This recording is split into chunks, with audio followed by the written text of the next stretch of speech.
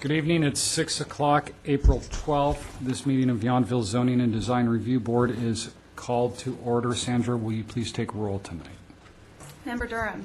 Here. Member Gates. Member Winterberg. Here. Vice Chair Anglin. Here. Chair Janes. Here. I will ask for unanimous consent to adopt the agenda as presented. Hearing no objection. Any corrections to the minutes of the March 8th meeting? No. Seeing none, I will ask No. for unanimous consent to approve those minutes as presented to us. So moved. No objection. We will proceed to public comment. Anyone here who'd like to speak to us about something not on tonight's agenda? Seeing none, we will skip over the empty consent agenda. I will be turning over the conduct of the public hearings 7.1 and 7.2 to Vice Chair Anglin as I am recusing myself. Oh, Let me know when you're done, please. okay. What's staff report? The item before you is a proposal to operate a gas station and convenience market at Washington Square at the location of the former Exxon station. And that station discontinued use at the end of 2009. But as you are probably all aware, before that time, the pumps were not always operational, and it was not always, gas was not always available. So this reinvigoration of the abandoned gas station use is really anticipated to bring a vital service back to Yountville. The gas station portion of the use will consist of the replacement and upgrading of the pumps so that they're available 24 hours a day, 7 days a week, as an automated service to anyone with a credit or debit card. And this would be in addition to the attendance service during the hours that the market is open, and the applicant is requesting 7 a.m. to 11 p.m. daily. The market portion of the proposed use will be housed within the existing structure, and the retail portion will expand into the former service bays. And the applicant indicates that it's a high-end specialty convenience market, and the market will sell your household food items. It will sell restaurant-prepared and prepackaged food items to go, ready-made items, and it will have an espresso station and a separate food and beverage dispensing area as well. Adjacent to these areas are 6 stools that will be arrayed casually around a vitrine, and the idea is that customers can stop to drink their coffees or drinks and peruse the newspapers and magazines that will be on sale. The applicant is also proposing beer and wine for sale for off-site consumption, and no wine tasting or other on-site consumption is proposed or would it be allowed at a gas station facility. Other market items include flowers, children's toys, and different toiletry items. The gas station and market will have 2 full-time employees and up to 6 part-time employees, and they'll all work different shifts. It's expected that 2 employees will be present at any time. The proposed reinvigoration of the gas station use in a building that is specifically designed for that purpose, and the new retail use are both uses that are consistent and permitted within the Old Town Commercial Zoning District, and it meets the intent and guidelines of that district. The parking also meets the parking standard of 1 space for each 250 square feet of floor area, and the 4 spaces that are required for the use were accounted for during the R&D kitchen project, and those are found in the main lot that is on the south and west property lines. In addition, however, there are 2 spaces that were found during this application that are adjacent to the north end of the building and which are expected to be for the exclusive and immediate use of the gas station and market customers. There are several exterior design changes that are proposed as part of the use, and these relate mainly to door and window openings. Most significantly, the applicant proposes opening up the main storefront entry and enlarging it and having a glass and oak door. Also proposed at the location of the former service bays are 2 bifold doors that would be glass, and both of these modifications serve to link the interface of the use to the street and the pedestrian and encourage views and accessibility into the space. The applicant indicates that the bifold doors will often be open during the warmer months to facilitate this. Other window and door openings include removing the brick veneer and squaring off the openings with steel frame windows, and the arches will be closed off on the north and south sides. I'm not going through my slides here, which you can see here. The arched opening over the main door, the gas station doors, and on this north side. So the salvaged bricks will fill in those openings and complete the brick facade or exterior of the building. And these are consistent with design review standards. Other proposed changes are removing the existing gutters and downspouts and replacing these with copper fixtures that would be allowed to patina, replacing or installing a Douglas fir decking beneath the gas station canopy, and painting the trim in a dark green that's indicated on the materials board.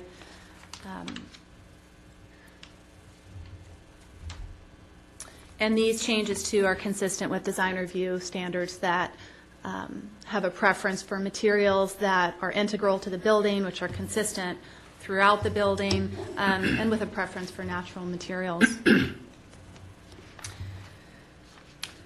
The other changes are a proposed amendment to the master sign plan for the property, and you'll find a matrix in your packet that shows all of the existing approved and proposed signs on site.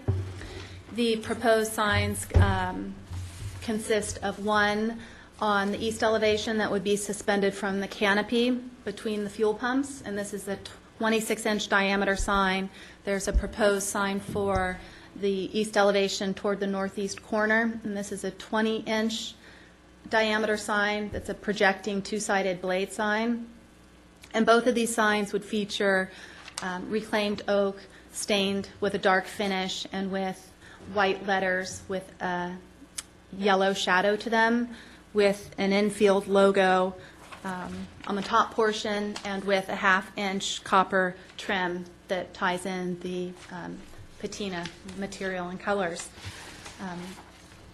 Also proposed for the main entrance door is a window sign that would simply read Kelly's and would be painted the same yellow oxide. 2 fueling station or 2 fuel pricing signs are proposed for either end of the fueling station, and we might have a view.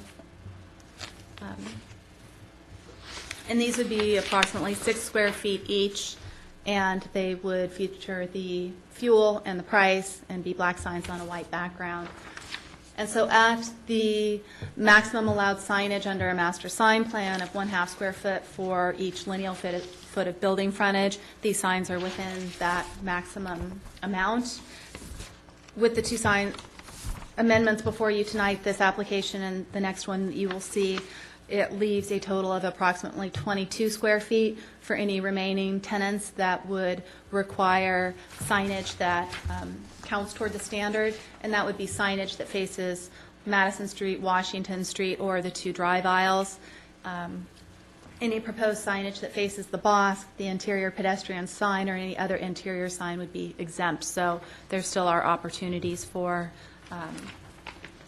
site signage that doesn't go toward the total. One area for your consideration is in regards to the number of signs. Generally, each business is allowed 1 wall or suspended sign, and a corner building is entitled to 1 per elevation. In this case, the applicant is proposing the suspended sign from the gas station canopy on the east elevation, as well as a projecting sign on the east elevation. But in this case, since the sign at the corner is directed north toward Madison and also inward on the site, it potentially fulfills the standard of it being on the north side and serves to capture the same guests to the facility. And so staff finds that it's in keeping with the sign ordinance. Sign designs under a master sign plan must be compatible in character and design with other signs on site and with one another. And in this case, it's noted in the staff report that the signs for Washington Square have developed different styles per building.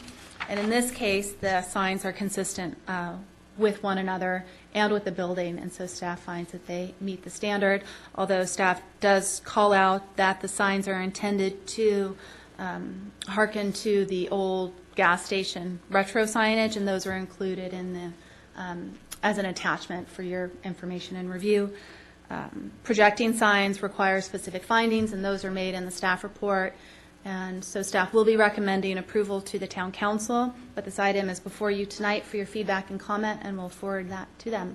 The applicant is here as well to give a presentation. Thank you, Sandra. Are there any comments or questions for staff?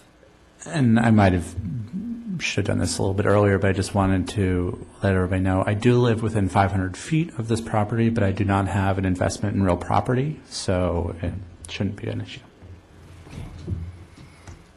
I got a couple of questions. Sure. So as the newest member, I'm a little confused. So in your report, it says that all signs under sign plan must be compatible in character and design quality with other signs on the building site. But is it my understanding that because the way that Washington Square has run in the past, that they do not need to all be compatible now? Well, our interpretation is that they are not compatible at this point, that there's a different design type per building, Okay. and since it is distinct per building, we find that that works toward meeting the standard. Okay.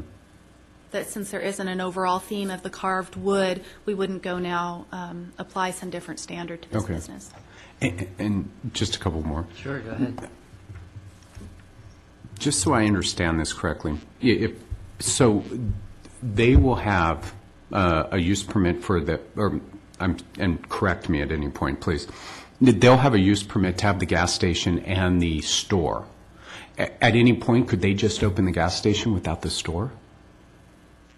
You know what I mean? And the reason for my question is I think this is a great idea, and obviously I'd like to have a gas station in town. I look at the last business that was opened in town, Summerston. That building next to it has sat vacant since they opened. So I look at that as an example of, and I wasn't a part of that, so I'm just trying to understand. They got the tasting room, but now that separate building is still sitting vacant. So could they ultimately open the gas station and not have anything else there for 8, 10, 12 months? That would be possible. Okay. What they couldn't do is bring in a new use into that Okay. retail area. Okay. It would be required to be the retail that would be approved, although they are under limited timeframes for putting that use into action, and there is a condition that that be up and operational within 2 years. Okay. As an example, the Summerston two buildings are two separate uses and under separate timelines, but that use hasn't expired as well. So there is consideration given to the time it takes a business to get up and running. And in this case, it may very well be that they are able to get the gas station portion up and running before the market portion. Okay. And if they were not able to do that, since it's all under one use permit, I would imagine they would come back for an amendment. Okay. And then one last question. You know, I love the design of Vida, which would have been two doors or two businesses down. And to me, these are two totally separate, two totally different things, two totally different designs, ideas. And once again, I'm trying to understand and get my head around these things. Where does that play into our decision, our discussion? And granted, Vida's, but is not moving forward. But as I think about this, I think, oh, this is great, and I love this idea. But where does it fit in then with that design that was, I believe, initially approved for that site? I mean, do these ultimately they all do jive and come together in this part of town, correct?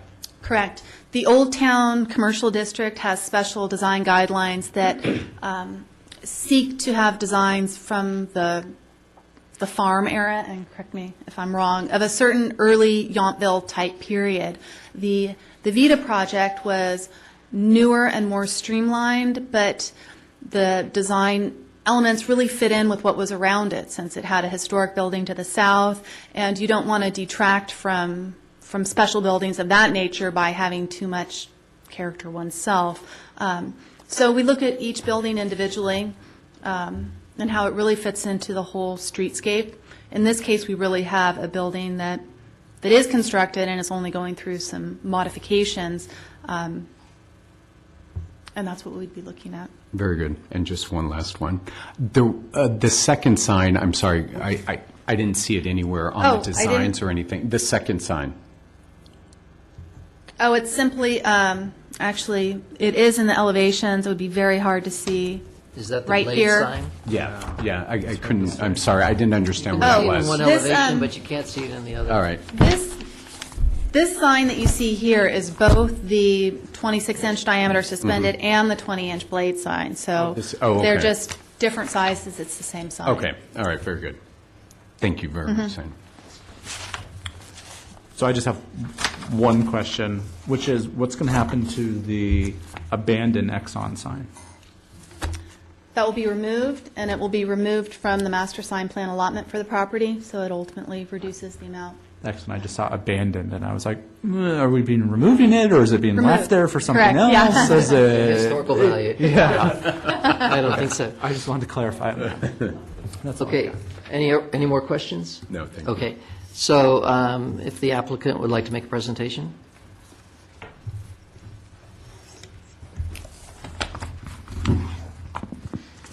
Hello. Hi, I'm Tim Kelly. I guess I live in Napa. Recently relocated up here from Santa Monica. Thank you for a great presentation, Sandra, and thank you all for listening. I just wanted a chance to introduce myself to the commission and this project and how excited we are to kind of be undertaking this. It's a really unique opportunity that we see as a way to really kind of, in a unique way, engage the community on a, in the restaurant business, we're in it to bring people together and have a shared experience. And the idea of expanding that idea into a gas station was a real creative opportunity that we saw that happened to also play into sort of the needs of the town, which is kind of a win-win business model. A little background on myself. I am with Hillstone Restaurant Group. I've been with the company about 8 years in the role of project designer and architect, and my background's in architecture and design. And I'm up here to undertake this project. It's a real unique opportunity for my family and I to take this on. We're really excited about the creative aspects of it and learning about what it takes to run a gas station and the market component to it, which was really from a business model where gas stations are made or break, basically. The items, I think Sandra covered it very well in terms of what we're looking to provide. Obviously, gas is the main opportunity. I was going to offer, we're actually underway with new dispenser pumps that should arrive by Monday. And our goal is, if we kind of get through the regulation and sort of process of it, we're working with a company out of Santa Rosa, Royal Petroleum. By the end of next week, we might be able to be pumping gas. So it'll be credit card and debit card only, but we've undertaken that process already and are committed to that. On the market side of it, we're looking at, convenience items, not all gourmet. Really having a practical sense to what we curate into the mix of the project. We want to make sure that locals are served by this and not just tourists. I think we really want to be sensitive to that and have a good mix.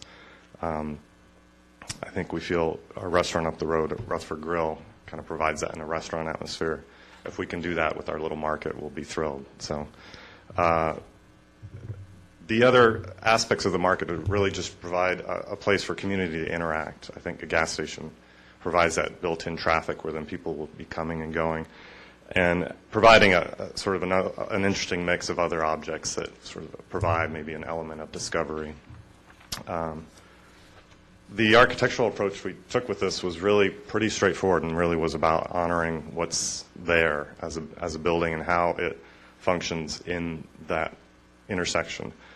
So adaptive reuse is the term that's commonly used. I would say this falls well inside that term. A simple, clean approach, really trying to, the only thing I think we're looking at removing are the roll-up doors and the trim brick veneer around the openings, and cleaning that up with plate steel jambs and steel windows, and at the openings, really looking at sort of bringing in and introducing warm but practical material, reclaimed white oak, with copper detailing and the flashing in the gutters. And I think all those coming together really to kind of just provide a sort of warm and practical interpretation of the building.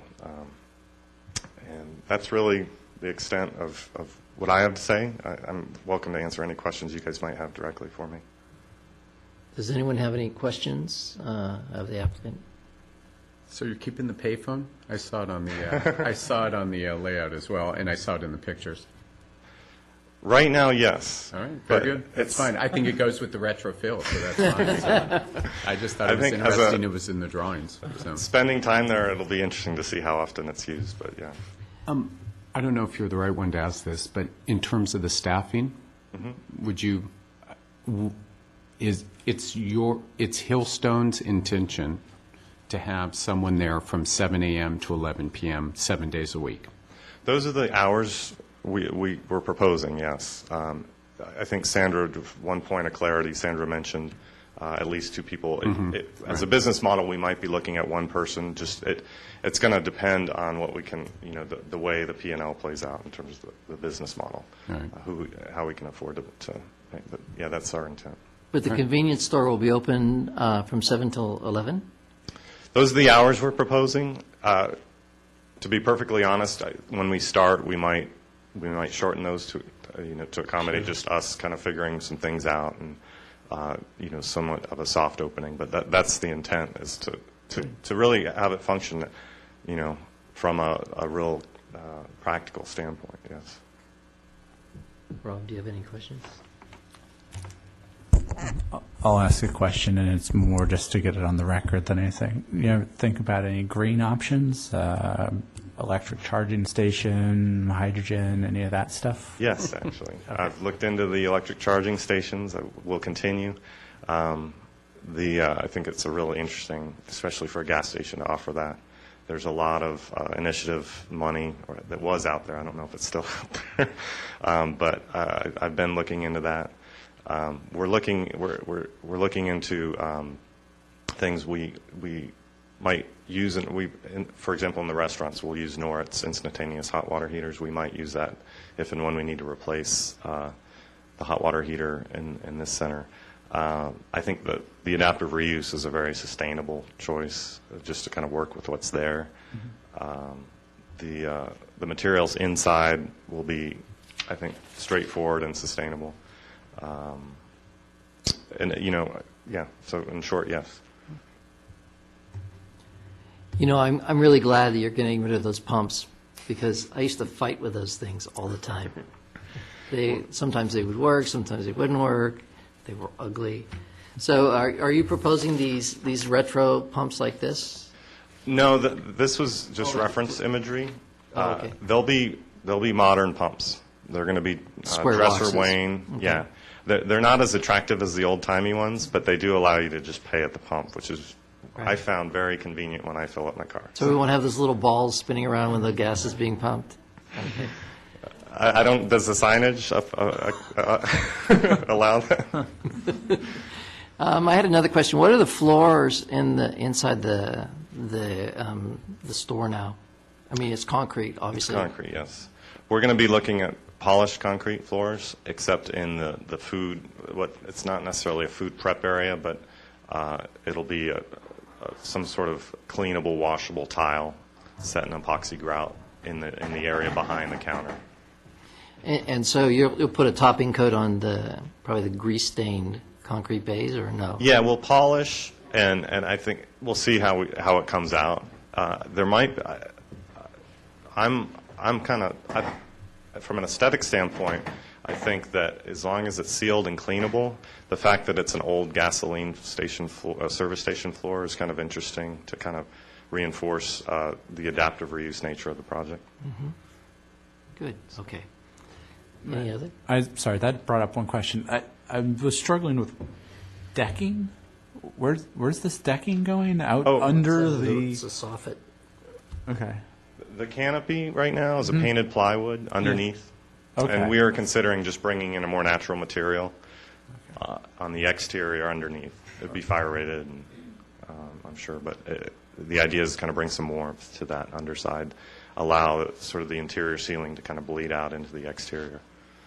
So you will have a finished ceiling in the inside? Yeah, yes. Okay. It'll be, well, inside, part of it will be a drop ceiling, and then the other part will be open as it is now, but In the with finish. base, Yeah. it'll be open, and then where the cashier was before? that Yeah, would be the drop ceiling, yeah. Okay, okay. So, Any other questions? Thank you very much. okay, thank you. Any questions from the public on this?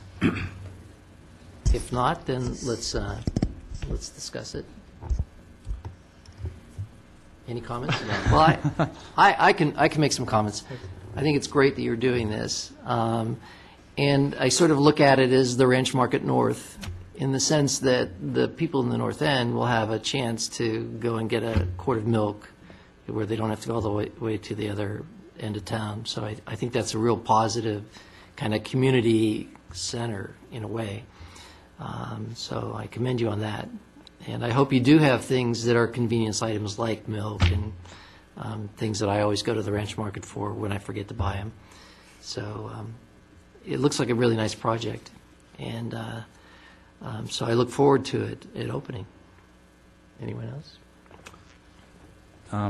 Yeah, no, I really like a lot of the design features. I like the doors, removing the roll-up doors, kind of the old-fashioned feel to it.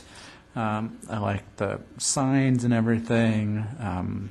It's kind of my bailiwick to always say, you know, we need electric power infrastructure, so I'm all for an electric charging station, or the Mercedes is coming out. They're going to start leasing their hydrogen vehicle here, and I know that's a bigger project, but this is an opportunity where we're reopening a gas station, and I really would love that opportunity, especially since you guys actually have a couple parking spots right there. Yeah. So I know it's something that can go in later down the road, but I just want you to know the community support, I think, would be great for that. Also, the only question I hear more than do you guys have a gas station from locals and from people coming to town is where's the French Laundry? So I think it's a good one. So I'm in support of it. Good. Jeff, anything more? Thank you. My only concern, I'll be completely honest, was, and that was my question referring back to Vita, is that it was almost a little Disneyland-esque to me, and I'm happy to hear it's going to be the newer style of pumps and stuff, because I still think it's very important in that area for everything to come together. So I'm very happy with everything I see. And I'm just going to have one comment on your comment, which is I felt like Vita was the one out of place. Yeah, there we go. So, well, which is, and I'm fine with it. I just would like everything to come together, especially given what's going to be happening in that area. So those are my concerns as we see things going on over there. So. Well, I think that's the strength of this process, is that each project is considered in its own realm and considered in the larger part of the town. So I think it gets the scrutiny of an individual project, but it's also taken into account for the larger town as a whole. So now I'd take a motion from anyone on this project. Motion to approve.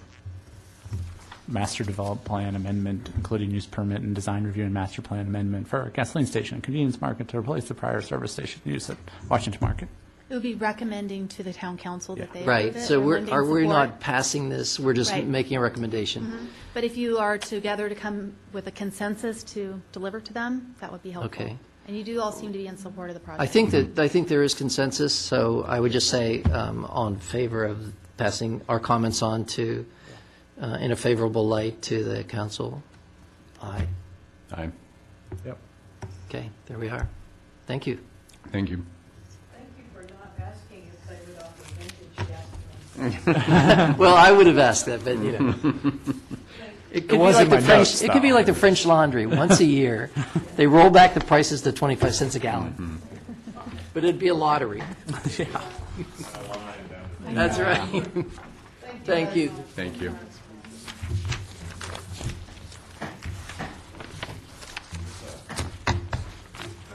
Oh, right, he brought materials, They and look I good. hope you're able to see them, but he'll take them with him now. That's great. So you're reusing the brick from the arches to fill in the space.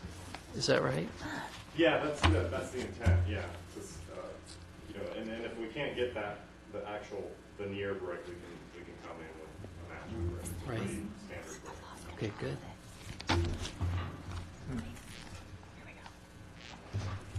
Thanks for all the staff's help on this too. They worked very closely with us throughout this process, and I think they've just done a really nice job. So, tremendous. We're lucky to have the staff. Well, we think this is a good project, too. We've been dying to see the gas station Yeah. come back. The one commissioner that's not here has been asking for that constantly. So when are they going to open the gas station? Yeah. End of next I like week. next Can't week, wait. I know. Well, I'll run my tank dry so I can stop. I don't think it delayed. Okay, thank you. Yeah, okay. Thanks. Thank you. Okay. So the next item before you is also a master sign plan amendment for the Washington Square property, and it's for Bovine, who is moving because of the demolition of the building they're currently in and moving to Building D, and it's this, this building right here. And they'll be located in, generally this location at this corner.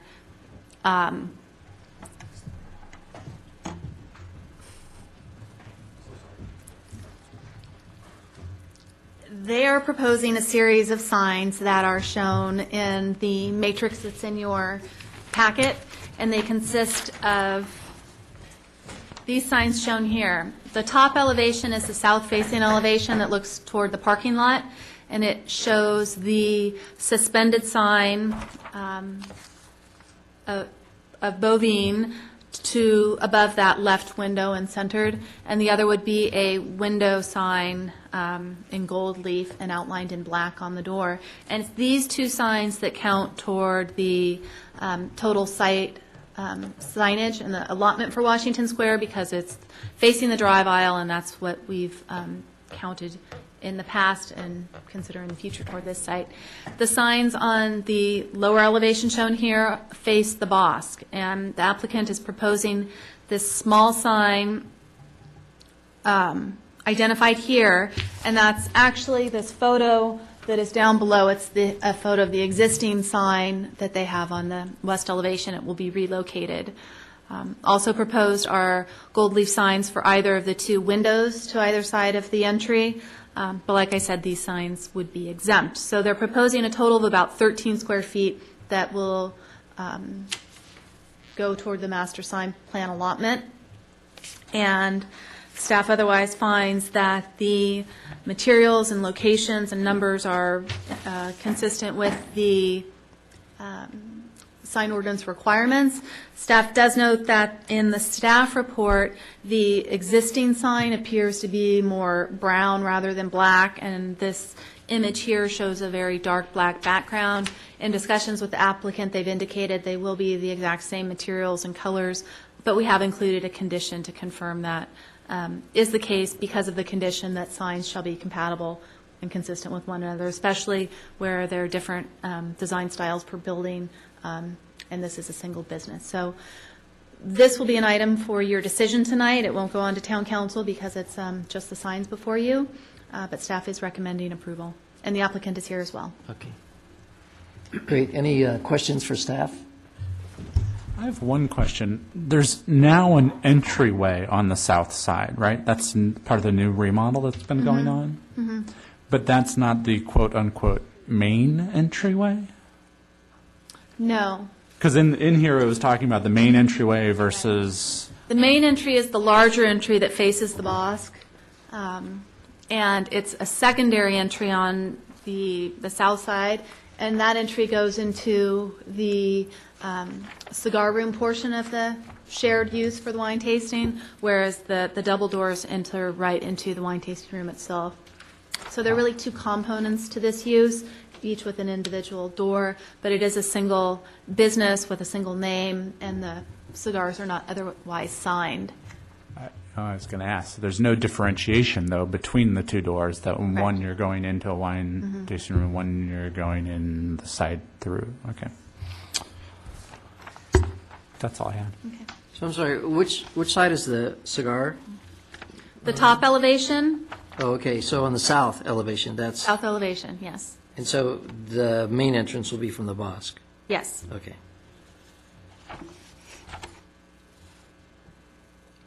And that arch exists right now on the west elevation? Correct. Oh, okay.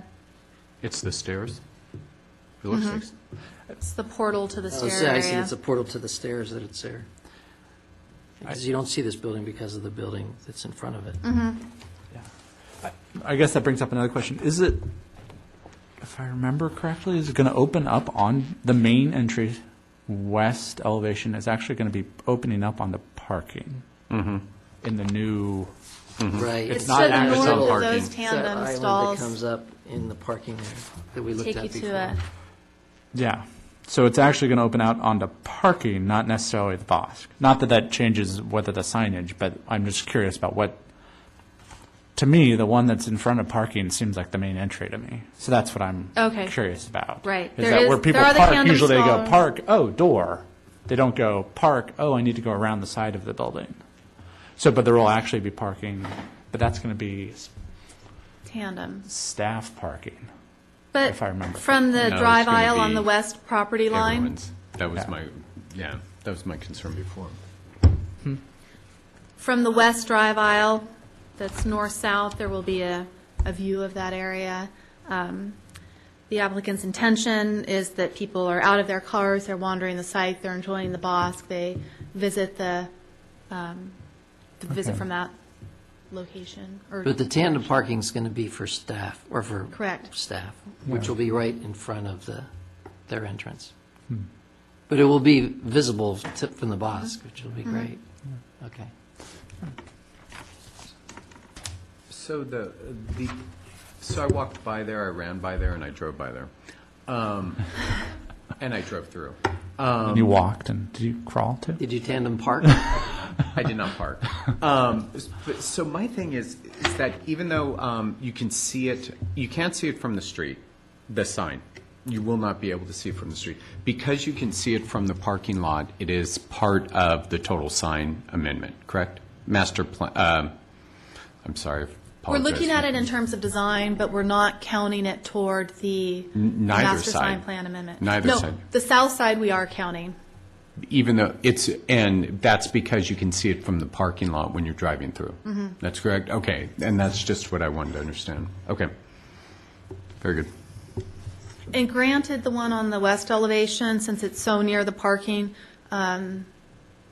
it's arguable that it could be considered facing the drive aisle, but we feel that it is close enough to the Bosque, and the intent with the lower sign that's geared toward the pedestrian, it's really meant to get people who are already on the site, Right. whereas the other sign, because it's raised, it's larger, it's really directed more to the parking lot. Can you go back to the other Yeah. you just had? What's left to fill in this picture? Okay.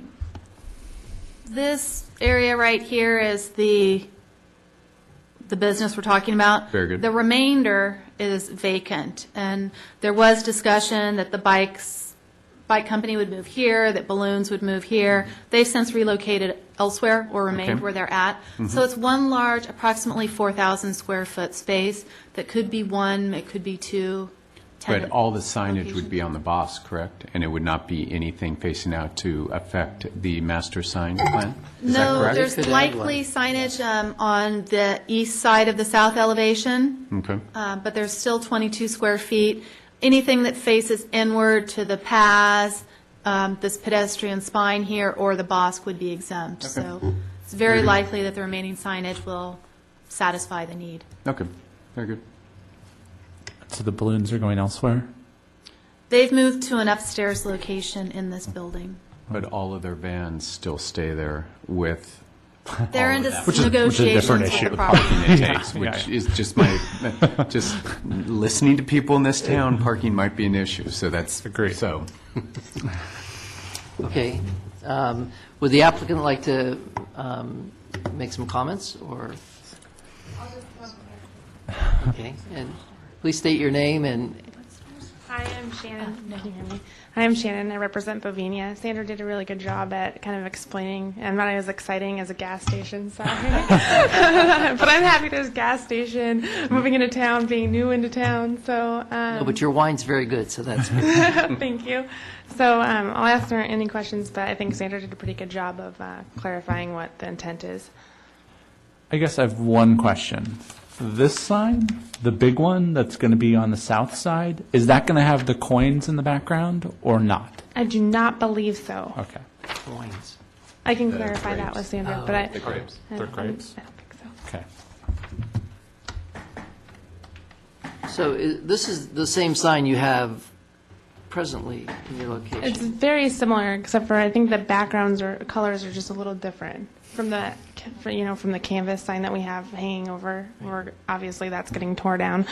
So the new proposed sign is to kind of give us a new sign for the new location.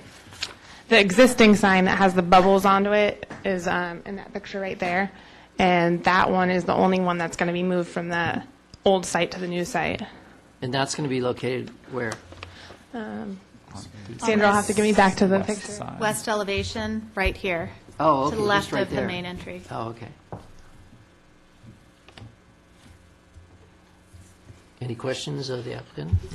And there's a complete understanding that there's no A-frames nor any other signage except for these signs that are going up? Correct. Okay, very Correct. good. Sorry. No A-frames allowed. Thank you. So, good. Thank you very much. You're welcome. Okay, discussion? As long as the materials are the same, I think it's good. I like Yeah, and I the think your comments, Sandra, about the colors being consistent with what was there originally, I think that we agree with that. So I would take a motion. Well, I've got one other Okay. thing, and this seems to come up again and again, and I'm always curious about it, what we include for signs and what we don't. That there are some signs that are out onto parking lots, like I can think Cornerstone has some out onto their back parking lot that we don't include, but Yountville Deli has some out onto the parking lot which we do include. And then these, one of them is out onto the parking lot, which we do include, but one of them is out onto the parking lot, which we don't include. And I feel like we're kind of just pulling out of a hat whether we include it or not without any real clear understanding of why we would this one versus that one. We're trying to apply a consistent standard, even if it may seem otherwise. In the case of Washington Square, there's been an established history on which signs count. And from the start of this master sign plan, the drive aisles have always been a part of that, even though they do face to the rear of the property. To most other properties, like Cornerstone and others that have rear parking lots that aren't visible from the street right-of-way, those have been excluded.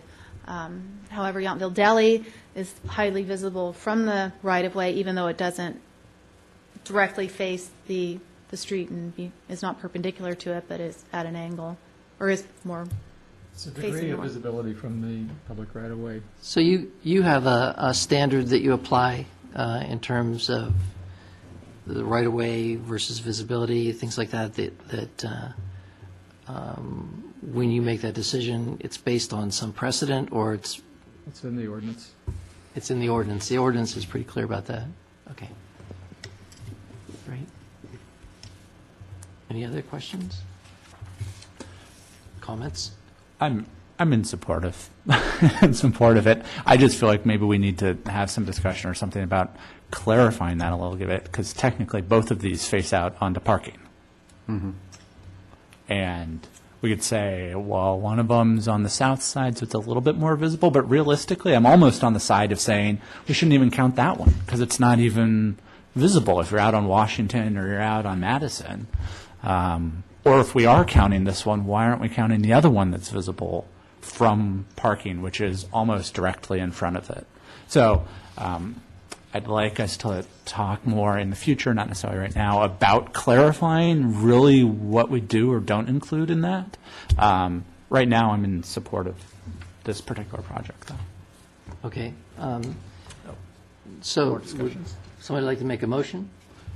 I'll motion to approve as presented, making sure that the materials remain consistent between the two exterior signs. I second that. All in favor? Aye. Aye. Passed unanimously. Thank you very much.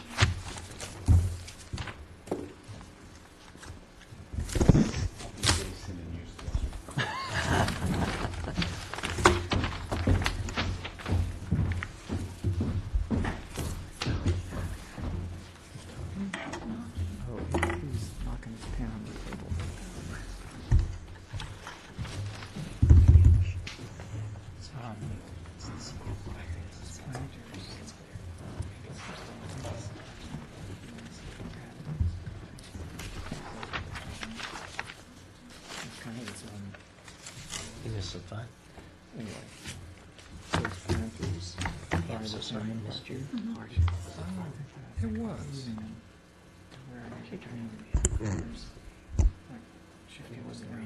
Yes. Saturday was miserable.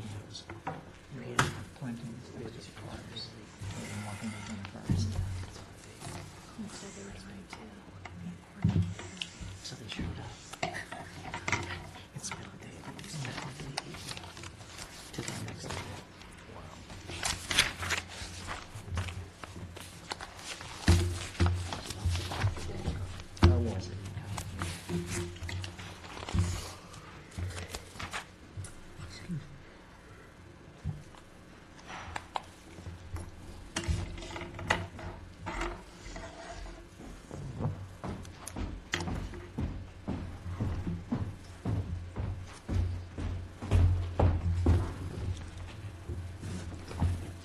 Please proceed with item 8.1.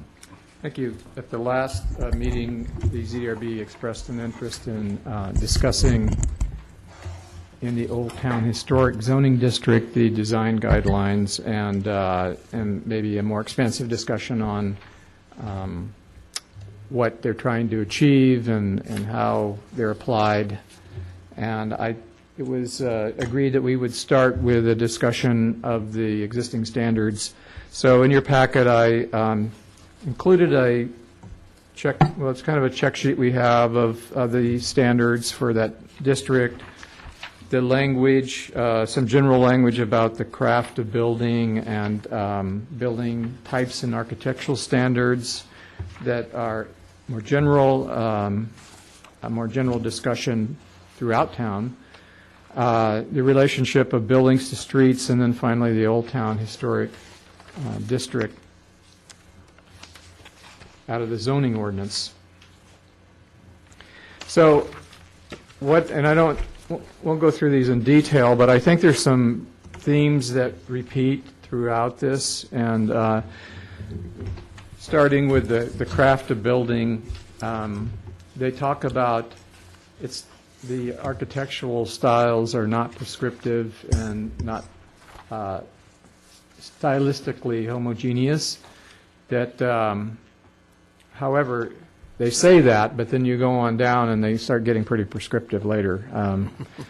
But They talk about the buildings of simple shapes and of wood construction, and this all is rooted in the agrarian beginnings of this town, and that the buildings reflected the environmental setting it was in, and the materials found here in the valley, and they were fairly honest in design as far as you could look at them and tell how they went together, and that was not a mystery. They were fairly simple buildings.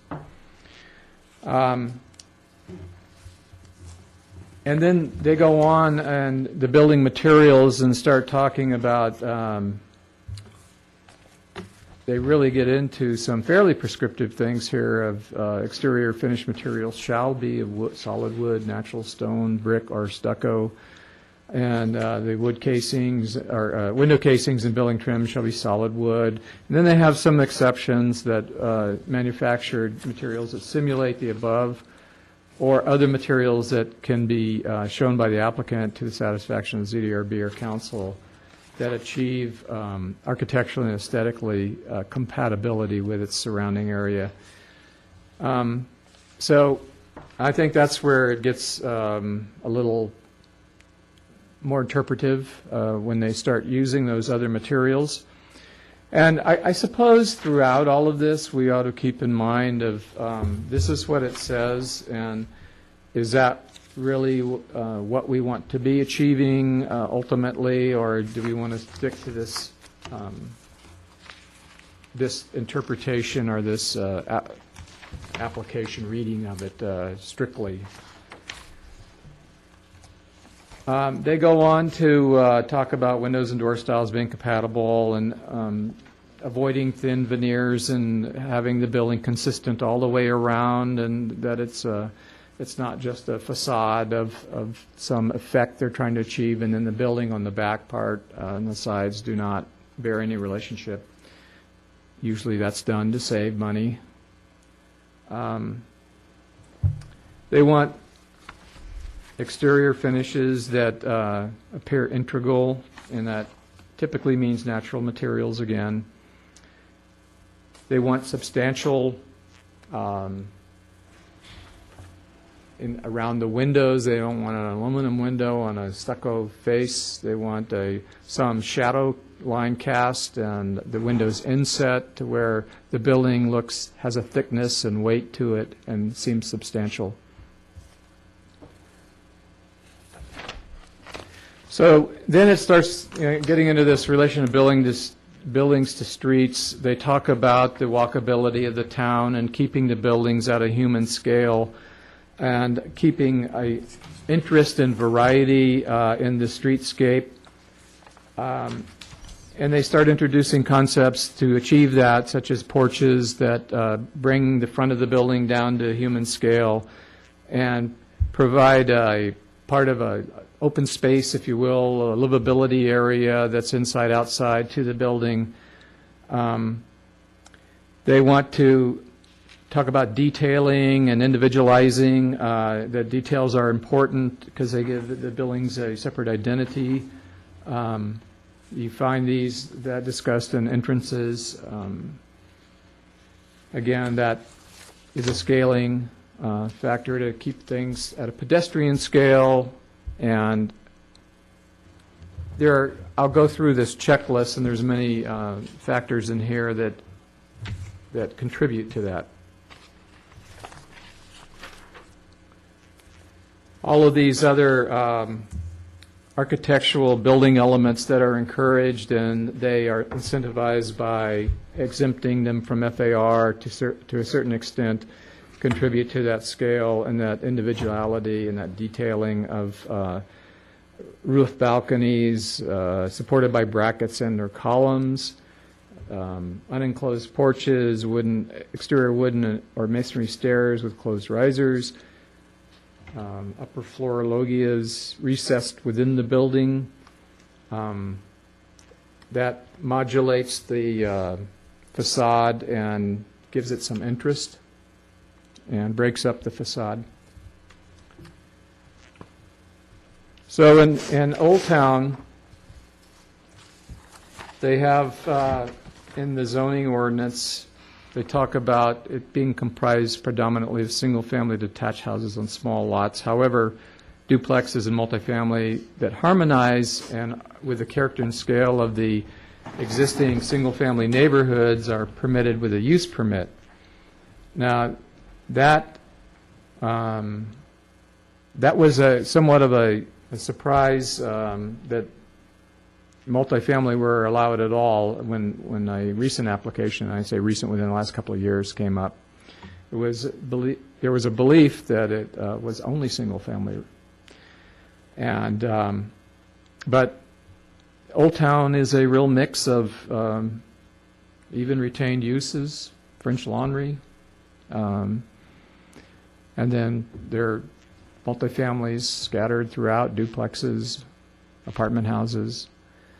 And so bearing in mind that it's this mixed-use zoning district, whether we want to reinforce that it's single-family only or allow it to continue by use permit along the lines, because that's really what they're trying to, I think, achieve through this is they've found this condition, this environmental setting, and they're trying to perpetuate it with these ideas, these concepts in the Old Town design ordinance. They talk about the Old Town Historic District having a certain informality. It's when you look on the zoning map, it's the gridiron street pattern that you can always tell is the old part of just about any town, as opposed to cul-de-sacs and loop and circles and found elsewhere in the street system in town. No curb, no curb gutter sidewalk. There's not the formal street tree planting each side that lends a formality to other parts of town. And that's the softness. They talk about avoiding edges of when you would have a curb gutter and sidewalk type of a neighborhood. Of course, that is a mystery to some people. How do you walk down the street? And but it's like a ag community that you just walk down the street and around the cars and where you can. So there's an interest in retaining those qualities. And going through the checklist here,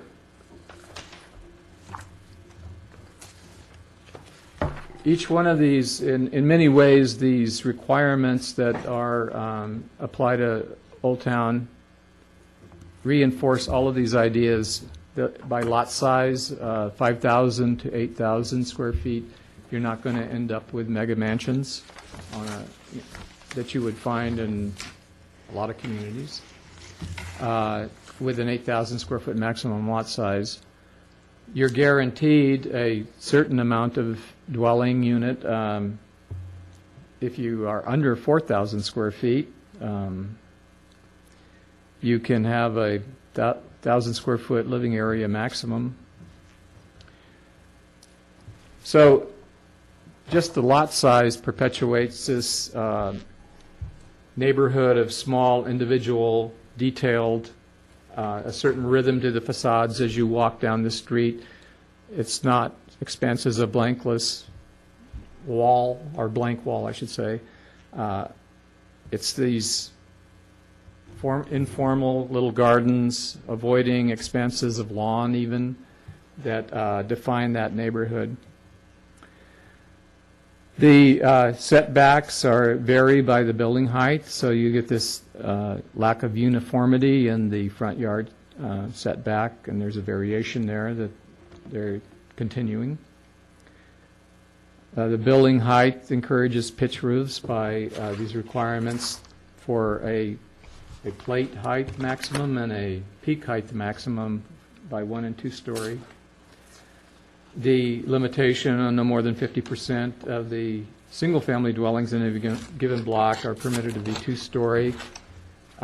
They describe the 2 stories as kind of an accent thrown in to contrast with the single-family in the language in the design ordinance.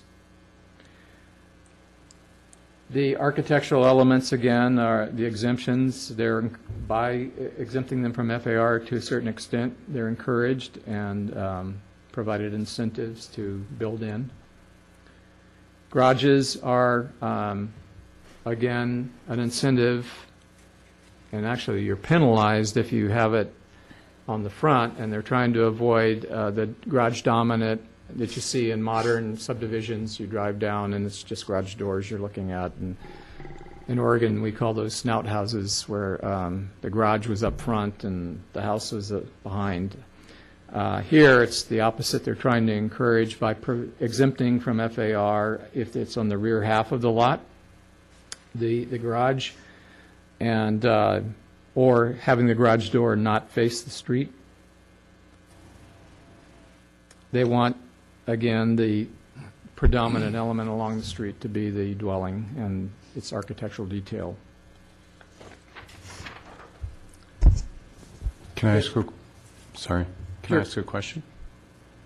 So the first, as I try to understand all this, so the first thing that comes to mind, and I apologize for bringing this up again, but we talked about it at the last meeting, is the house on Yon Street at Starkey, the two-story stone house. That's a duplex, yes. Okay.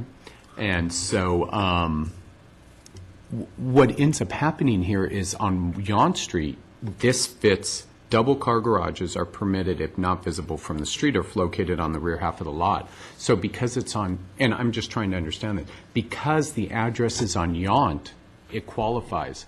But when you're on Starkey, it doesn't qualify, and that's where I get confused. Right, and actually, that's kind of encouraged to side load the garage off of the, it's not so much the address is on Yount, it's the front is defined by the narrowest dimension of the lot. So Okay. that would be on, happens to be on Yount. Right. And then it's deeper on Okay. Starkey. All right, very good. Is it fair to say the theory is that it would be a huge penalty for somebody on a corner lot if they had to have two front yards? Yeah. So it's just been determined, although exceptions have been made, that generally speaking, the front yard Is the narrowest. is whatever, whatever is the Okay, very narrowest. And that was kind of the fact that it's a duplex, they came through and had to get a use permit to have a duplex. What they really, the family that built that house indeed had, they called the second units, they used to call them granny units and in-law units. And in this case, that was really the case. What happened is somebody's mother was going to live with them, and but because of the lot size, they couldn't have a second unit, but they could have a duplex. They qualified to apply for a duplex, and that's how they went about it. What they really initially wanted was a house and a second unit.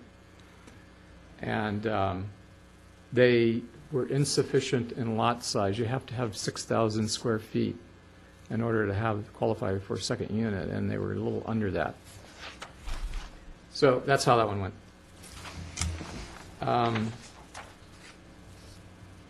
Then going into some of these other standards, the colors, soft muted colors, and that's generally been interpreted to mean earth tones. That's what you normally find. Now, this is something going into it, is when we get to approve colors, but then in the ordinance, it exempts, we can't review someone painting their house the color subsequent to the initial. I'll register my disagreement with that I think it does, the ordinance can be interpreted to mean that any alteration requires design review. I know it's a losing fight, but I I'll believe. email you tomorrow the specific language that exempts painting. Do, Okay. because I remember making this case that. I know, and you certainly have suffered But I think under- maybe what I tried to gain purchase on was that there had been repair to the siding. So yes, point taken, merely repainting, which may be something we should add to the list. And, yeah, agreed, you're This right. is all, Painting itself. this is all being laid out for any subsequent suggested amendment or improvement, if you will. And I'm just, at this point, trying to define it as it exists on the books right now. Was there any history or justification for painting? I mean, if I wanted to change my house from stucco to stone, it would require review. But if I want to change it from taupe to fuchsia, there's no review? Or lime green, or... Yeah. Lime green, yeah.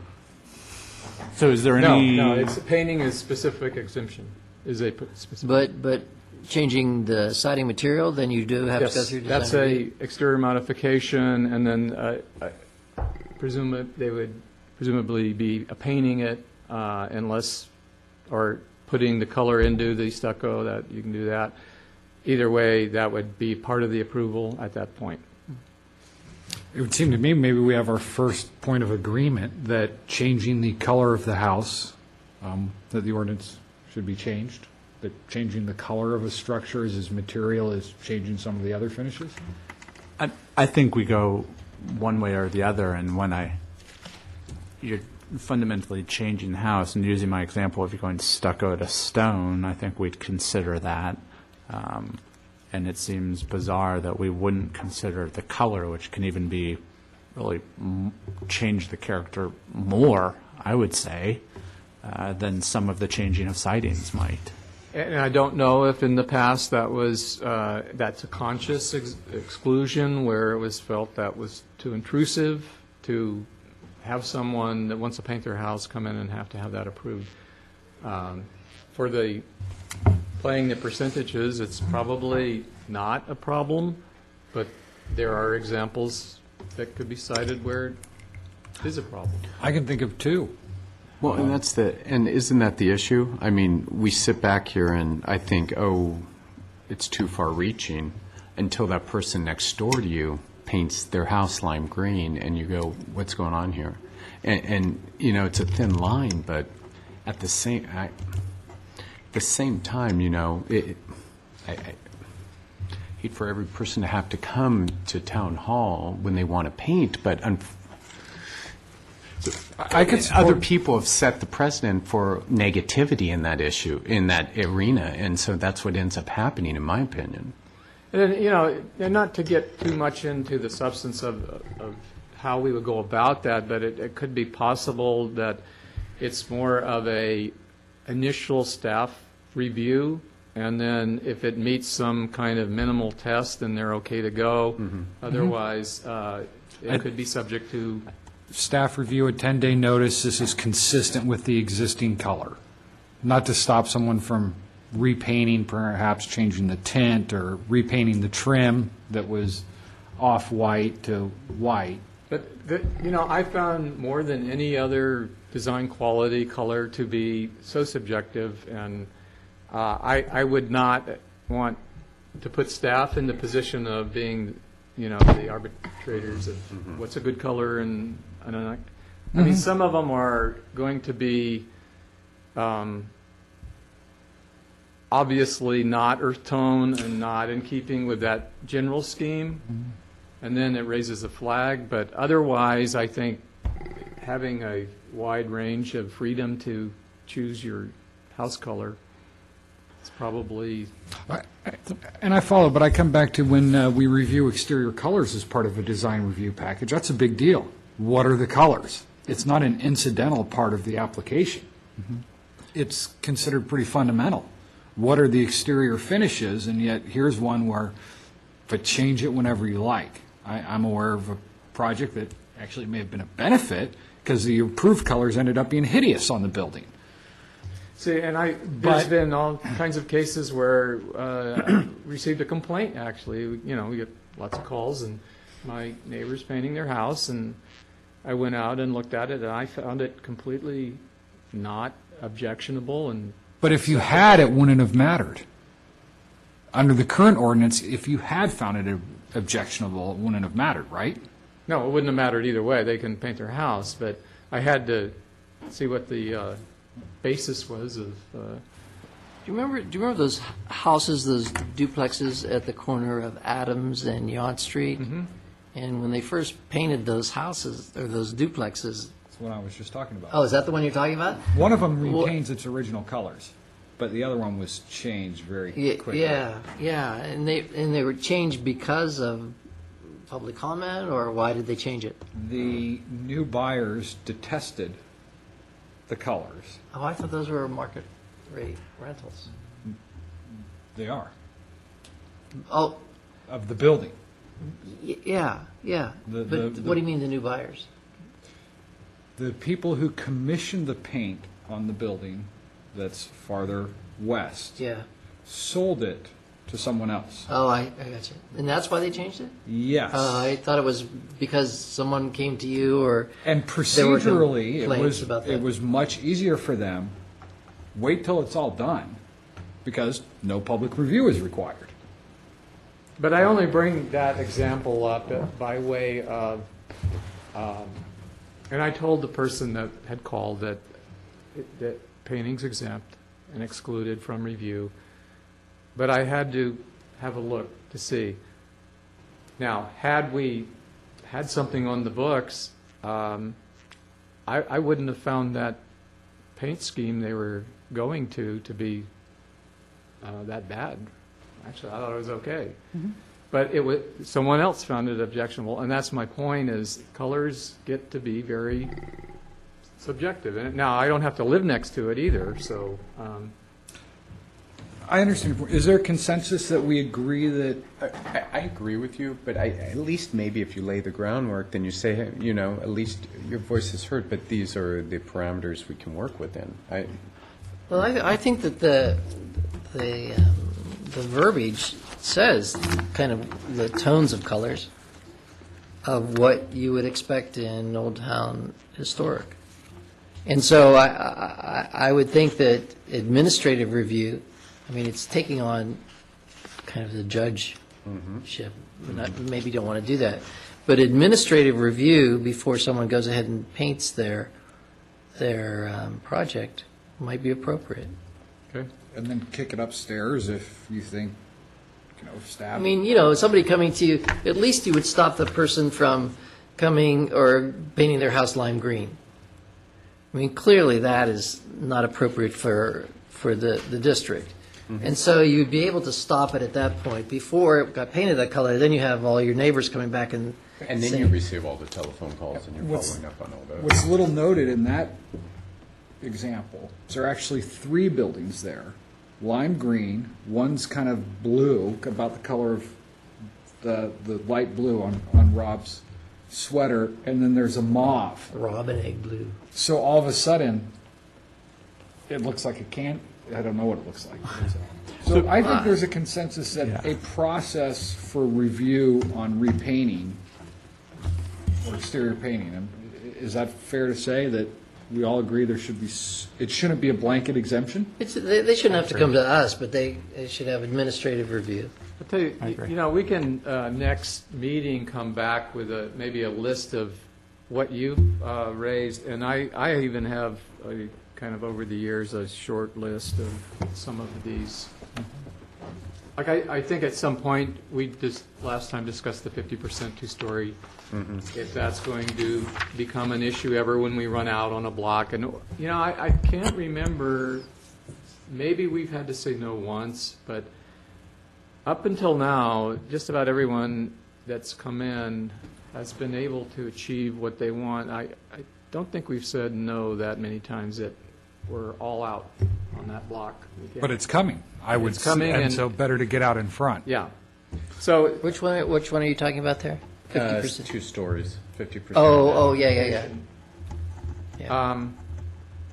and another, one like, on the garages, you get the exemption 400 square feet off of FAR if the garage is located totally on the rear half of the parcel. And I thought that for various reasons, that could be on a sliding scale and this has happened where like 2 feet of it is over the halfway line. Well, maybe they get a prorated exemption, not the full, but they get a little bit because it is further back on the back part of the lot. And that's the idea, is to keep the garage as the least dominant facade feature. As a matter of fact, I didn't point out that on single-family houses with attached garages, and the garages are encouraged to be detached, but when they are attached, they have to be at least 5 feet greater than the width of the house has to be 5 feet greater than the width of the garage, the width of the house. It can't be equal or smaller than the garage width. And the garage has to be set back 10 feet from the face, at least 10 feet from the face of the house. And that's to make the garage less dominant and further back in any case, whether it gets exempted or not. So I think it does achieve to a certain extent that if it's over the line, and the more it gets over the line, the less they get, but they get something for pushing it back. And that's something we can talk about.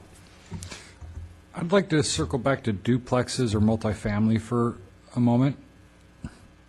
I think I have no objection to multifamily dwellings in Old Town on the face, and I think the use permit process is a perfectly okay way to address that.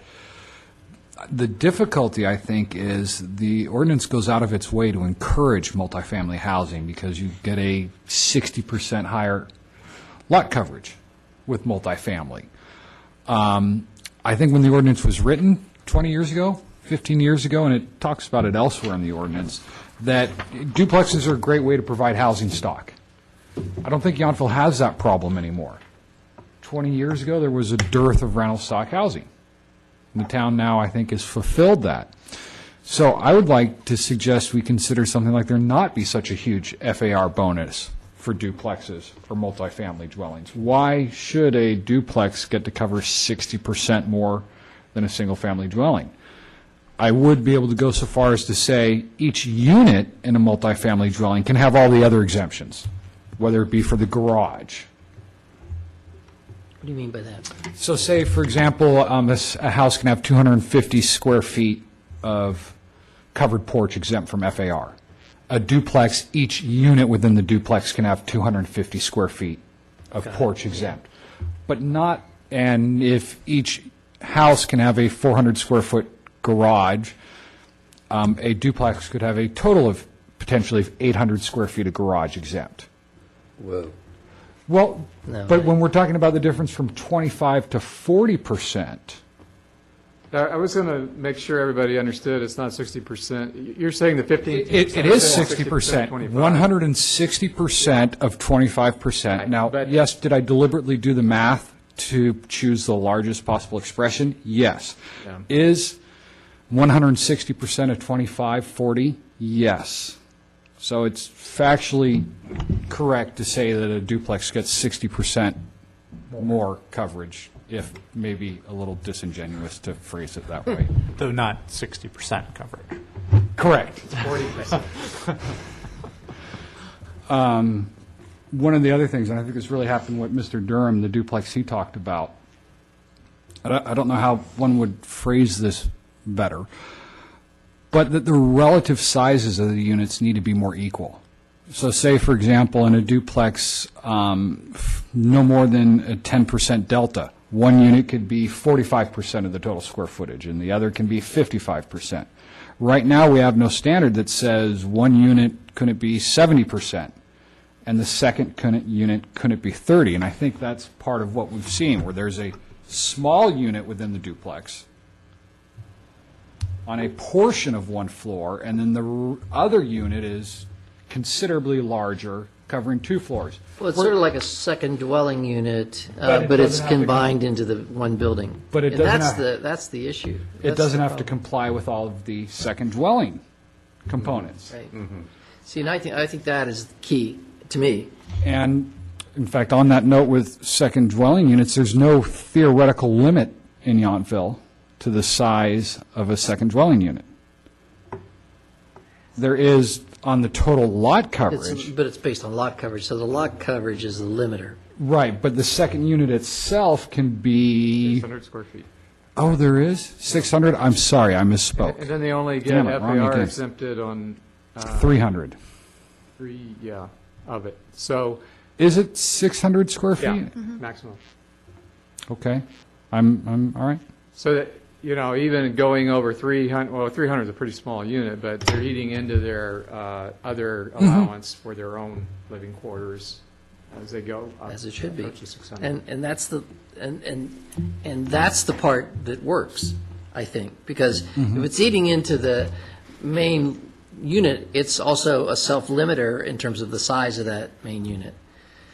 Where this example at Starkey and Yount, when they're combined together, you have a scale issue, no matter what. But if that was treated as a second dwelling unit and a main unit, I think the bulk would have been different. It was, yeah, it was kind of. You know, a- I mean, it's like a totally unique situation, but I think it may have been, the final result might have been bulk-wise less so than what's there now. And also, the materials make it even bigger. I mean, the stone makes it a big building. The weight, yeah. And there, well, there's certain irony, I guess, if you will call it that, where they were able to get more FAR with a smaller lot because they couldn't do a second unit because the lot was insufficient in size than they could had they done what they wanted to do to begin with and just have a second unit. And I think that was kind of an unintended consequence of the second unit law, wasn't it? Which in essence says we don't want a really small parcel to have two dwelling units on it. Well, I think part of it figures in that you got to have a parcel large enough to accommodate some parking for the second Right. unit and But that a for the unit duplex, itself. And, a duplex requires more parking than a single family plus second unit. right. So it was, I think that was an unintended consequence of the second unit ordinance. Yeah, it's, you can have those anomalies where, And I think we're going to see more of that. What precipitated in my mind this was that the bulk of what we're going to see in the next 3 years is redevelopment of the old houses. and, yeah, Well, everybody ought to be aware, though, that the second units are by right. They, where the duplex has to get a use permit We to understand. be allowed. And by right, I mean the state made a decision about 6-7 years ago that they view second units as a form of affordable housing, and they passed legislation that prohibited local jurisdictions from requiring any discretionary approval for second units. They can set up guidelines like we have, 600 square feet and so forth, and a lot size, and they have to meet that. But we can't get a use permit. We can't technically even subject it to design review. What you do in terms of design review is you're using your discretion, and that's a form of discretionary approval, and we can't even do that. So we wrote in some language that it's got encouraged to be compatible with the main unit and all of this to try to get something.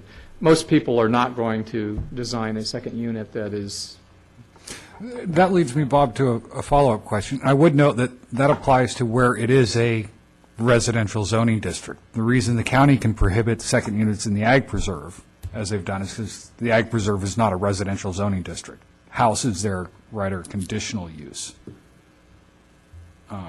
yeah, unless, in the case of our adjoining lots that, But my question came to, and I know I'm babbling a bit, the kind of one of the defects I see in the development standards is it doesn't address second units and setbacks. So it seems to me a little incongruous that we have some strict, and I don't have any objection to the setback, but I think it would be good idea to codify whether the second unit has to comply with the same setback orientations that the primary dwelling does, or it does not. I think there's been interpretations made both ways. So, for example, the front yard, the back, maybe the rear yard of a home is the side yard of a second dwelling unit.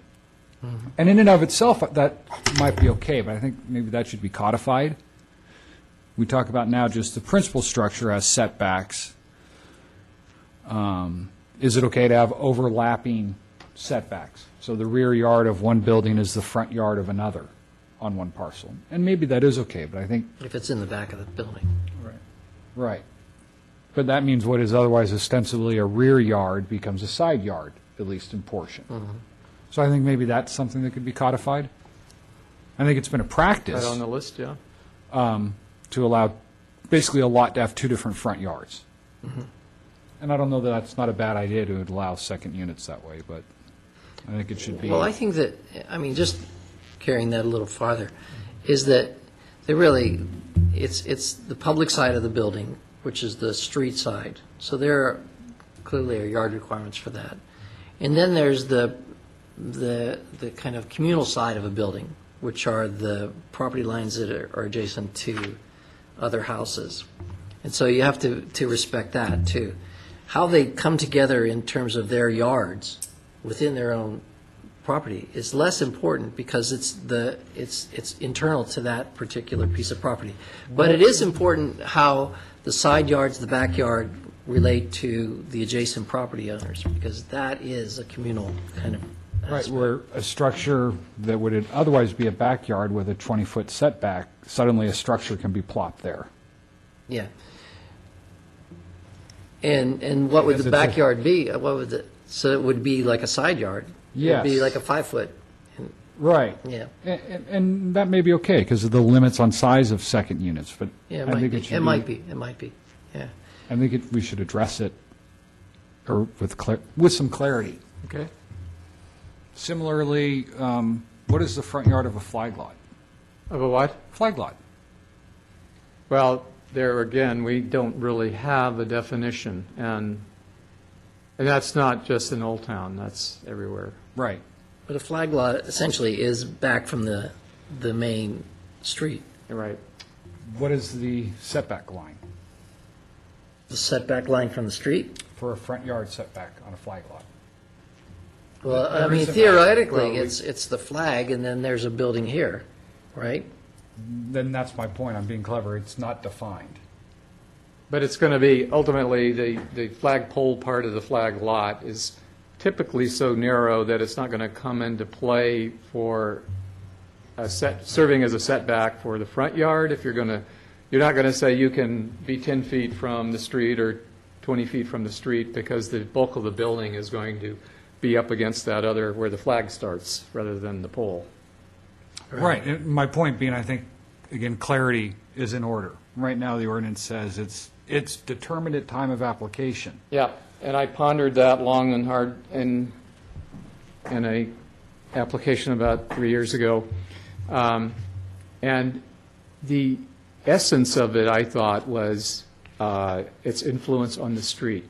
And, Right. and then what I came up with ultimately is it didn't matter.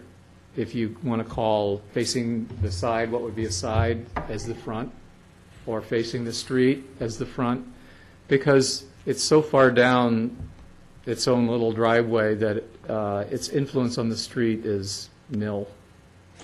Right, but you can get into some contortions where one building's then front yard is somebody else's side yard. Right. Which would mean, the logical extension would mean the fence dividing 2 yards can't be higher than 3 feet. Right, because Right. it's the front yard of one piece of property, and you can't have a fence taller than 3 feet in the front yard. It just happens to be the side yard of somebody else, and that's. Yeah, sort of- well, we could, But yeah, you- we could the- I fix mean, that. the issue is the public street, I would think. I mean, it's, Am I envisioning your house as we discuss this? I don't know. Okay, very good. You're impenetrable. I'm just Okay. wondering. So, but I'm not making a case for one answer or the other, but for clarity. That it might be a good Yeah, idea to no, say, no doubt. this is where the setback should start. Right. and these are all, I mean, these are all specific to Old Town Historic, too. I mean, And that's what this- we're talking about. That's what this discussion's for. Yeah, exactly. So that's the container that we're talking about it in. Yeah, and we can examine that, flag lots and how yards are determined. and You that on the know, list.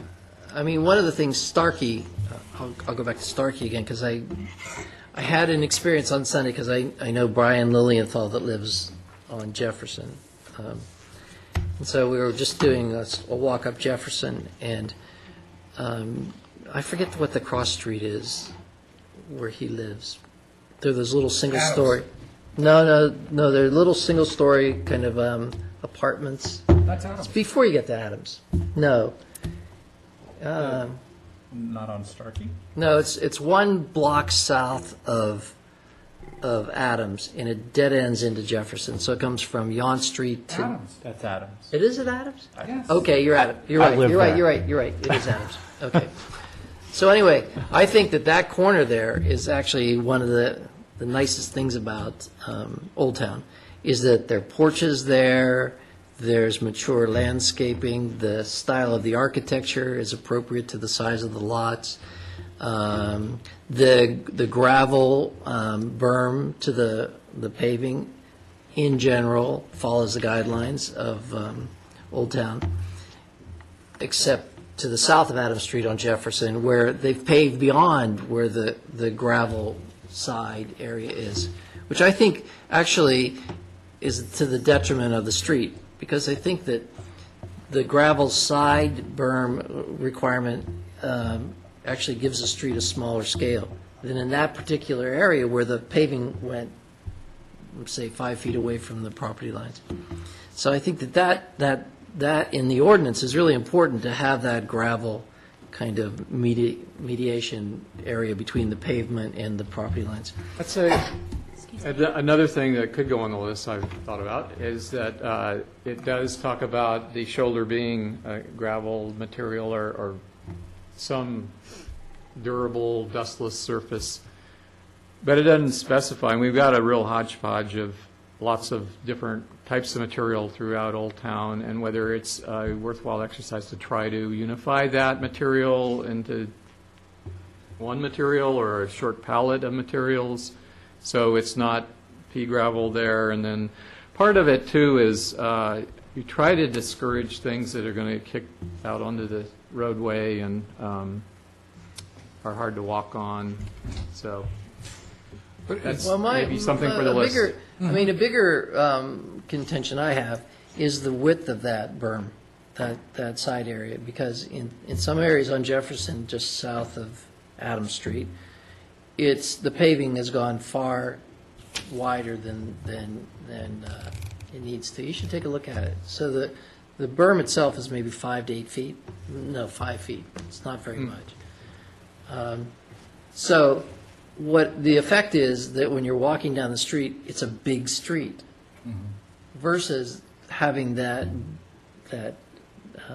berm area kind of creates the size of the street more rural, which is in the character of Old Town. So I think that's important, but I know that the town paved that street, and maybe the owners asked for them to come farther. You know, and the thing of it is, what you're saying and what I just said, I think we have to be ever vigilant about.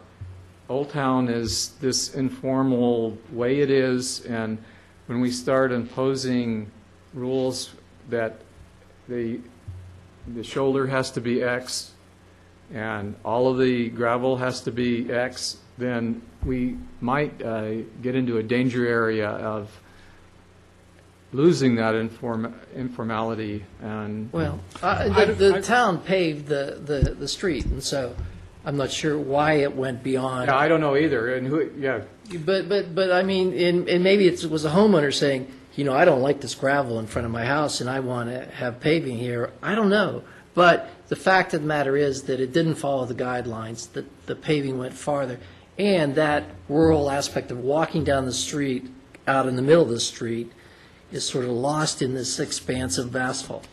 The second thing I wanted to say was that then went around the corner on Starkey, heading towards Washington Street, and then there's this 2-story stone kind of Tuscan, I don't know, it's a 2-story stone building that I never saw before. That must have happened before I got on the ZDRB. That's not Starkey, that's Lockover. Okay, see, I I don't know know which one you're streets at talking all. about. It's next to the Abalone House. Yeah, exactly. Yeah. Okay. Yeah, okay, sorry. It's very massive, one, because it's stone, two, because it's got deep set windows, which is nice because it's shadowed, but the scale of the lot is not appropriate for that kind of house. But and this is where the danger comes in. I thought, given what he had with that space, I've talked to the owner and walked the property. I thought what he did was, at the very least, was interesting. He left that whole entry area open. There's no, you're right. there's no concrete driveway. I thought at least, and I do, it's a large house for that space, I It's the thought. contrast between what's there Yeah, and yeah. then what's put in there. I know. So if this is the way that things are going to be in the future, then everybody else will catch up to that. But maybe the guy next door is going to follow the guidelines for the town for Old Town Historic and have wood siding, one-story house, and you'll have this dichotomy of styles there. One So- challenge, if I remember correctly, on that home is that it was a non-standard lot. Right. And that's not certainly the last one in Yountville. Well, those cross streets have lots of We non-standard. talked about that a little last time, these Right. small lots are almost preordained to be 2 stories. Right. So there were some special challenges there that it was non-standard. I will absolutely agree with you about Jefferson Street, too much paving. And I don't know that I personally think all of the aggregate has to be the same. I kind of like it if one house is DG and the next is drain rock. Or abalone shells, or But I do think it's consistent to enforce that, which sort of leads me to a consistent application or understanding. When is a remodel sufficient to require the rest of the site to be brought up to standard? For example, I touched on briefly the undergrounding ordinance. Right now, we exempt replacement dwellings from undergrounding their utilities. And I think that's misguided after a $800 or $1 million project to have wires stringing over to houses. Now, it's rational for someone who may not care about it not to put them underground if they're not required to. And mind you, when I say underground, I'm not talking about the distribution facilities taking the poles down, but the service drops to the buildings. there's not a strike on the house. Right. Yeah. I think something like a 50% metric. If 50% of the floor area is remodeled or expanded, then the site, whether it be the frontage, storm drainage, or utilities. Because ultimately, that's all going to end up costing us. When the town, as I'm sure it will, decides to start undergrounding the streets, these last remaining residential streets, it's going to be a lot more expensive to do, removing those service drops attached to homes. And then I hope one last question, then I should take a break. What does screened mean insofar as parking That's, is concerned? Thought about that one a lot, too, from day one. I think in many cases, when you're talking about a very small lot, it's impossible. The car's there, you're going to see the car. But I think it's to the extent possible that you de-emphasize by some type of a barrier, and it may not even be possible in some cases, if it's sitting on a pad, whatever else is going on, but where possible to provide some screening from the public way, and I have found the effect of just a small, it could be anything, split rail fence with a little landscaping, it takes the eye off of the object and has some foreground to it. Go look at the parking lot of, right across the street, Maison Fleury. It's got a little demarcation of a split rail, a little fence or whatever it is. It's got 2 stone pillars at the entry with caps and a little landscaping bordering that fence. It's very low. But I think it's effective in that if it weren't there, it'd just be, bam, the cars are visible. But what about, can you cite any residential, in Old Town that have screened parking? Well, we do try to have them landscape along, if it's one side, if that's possible. It's not, the idea does not mean hide the car so where nobody knows there's a car there. That's not going to happen. It's more of the effect I was trying to describe at Maison Fleury, to have some other intervening foreground feature that would de-emphasize that there's a car parked there. You're going to see the car, but there's something else. I think on Cindy Saucerman Street, I think her neighbor has a little picket fence with a gate there, which actually it's a intermediary element. I mean, you're going to see the car there, but it does sort of create, continue the street line. They don't And I use think it. that's the only way you can. The garage is now a gym. They park on the street, so it's nice. So, is it too Orwellian? Some of our new projects are specifically conditioned, garages must be kept clear for parking. Is it too Orwellian to say garages must be preserved for parking? Is that reaching too far? I think so. I think it is because Bear in mind, it's not us happening. enforcing this. I was just, that's the next step. police. That's the issue. I think And I that's, don't envy you that That's at the all. issue. that's too much. Well, I mean, that's overstepping, I think. I brought up that, and the reason why I brought a picture here today is I was going through and talking about screened utilities and trash dumpsters. And on my street, I can tell you, I just took a picture across the street. There's 2 houses, and their trash and recycling is on the street. And everybody I know keeps their trash and recycling on the street, on exactly that, Adams and Jefferson. That's Brian's house. Well, if we were to receive a complaint, we would contact the owners and have them, tell them they need to remove their containers. But what happens on any enforcement, it's almost just a fact of every one of them. If I were to say, I've received a complaint, you're not using your garage for parking, and then that person's going to go, oh, yeah, well, I've got a list for you. And it just spreads like prairie fire, because everybody's going to, well, if you're going to do me, you need, I got about 15 others I can refer to, and then we're obligated to go do them, and it would be quite an effort. And that's, I think, the definition of Orwellian. Everybody's turning in their neighbor, right? And I guess it does sort of invite the question, then why require covered in screened parking? There are some very nice garages in this town with some gorgeous lighting and dining room tables in them. So, Well- and I understand what you're saying, but at There's what some point do the housing in people, I hate to say it, garages. but at what point do the people listening to us go, okay? And I'm not, I know, I agree with you. I agree with you. It's just interesting. I mean, I'll come out and say it. It's no secret. The duplex on the corner of Yount and Starkey took down the upstairs numbers several years ago. There's no numbers for anybody to identify a second unit on that corner of Yount and Starkey. And so it's no secret. I'm not saying anything anybody doesn't know.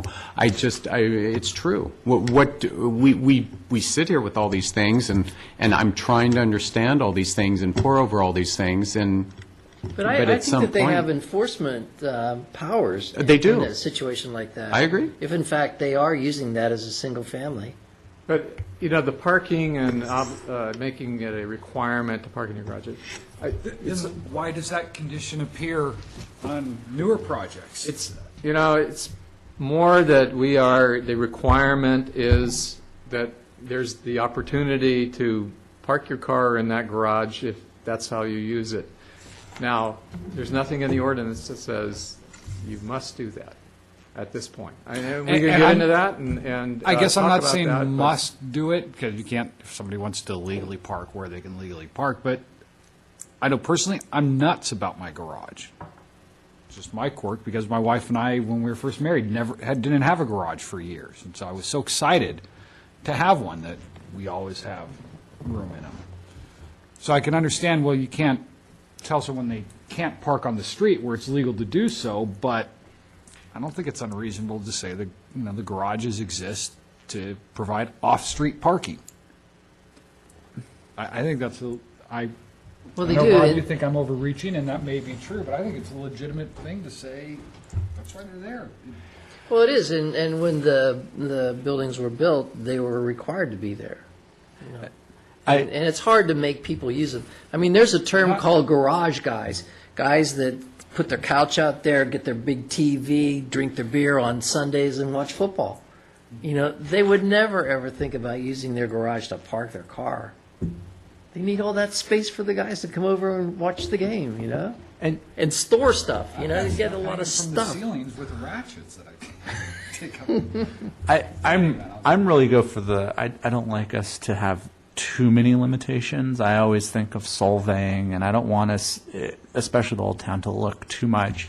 But I have to say, it really irks me when a new project, and the Padroni project did it, and the other Starkey project did it. I still watch those going up, and the beautiful chandelier right in the middle of. I'm like, I don't think even a car can fit under that chandelier in that garage, even if they wanted to park there.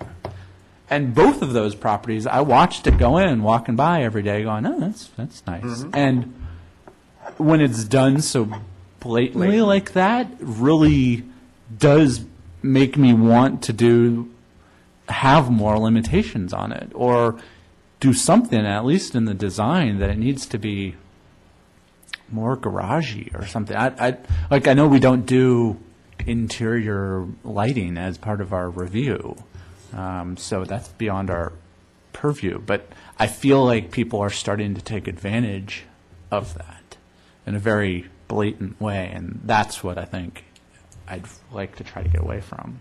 So what do those people do in that, with the chandelier? Well, I don't hang out. On Starkey, it's her second home. She's not here all the time. Right. It's she parks in the driveway all the time, and that's fine. I mean, whether it's right or wrong, but I got to say, to some extent, I try to do everything within what we're allowed to do. And the issue was, even growing up, I hate to say it, but it comes back to it. Those idiots in the corner screwed it for the rest of us because of their actions.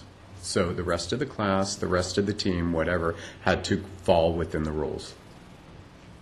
And I completely understand what you're saying, and nobody wants Orwellian, and nobody wants the neighbors telling on each other, but at some point when you have to go in and you're following these rules, you should have to abide by them for at least a couple of months before you put the damn chandelier up in the garage.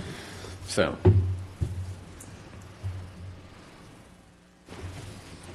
Anything else? I think we've Well, identified a lot. I think we should talk about have dog to- parks after my, this. We can get everyone riled up.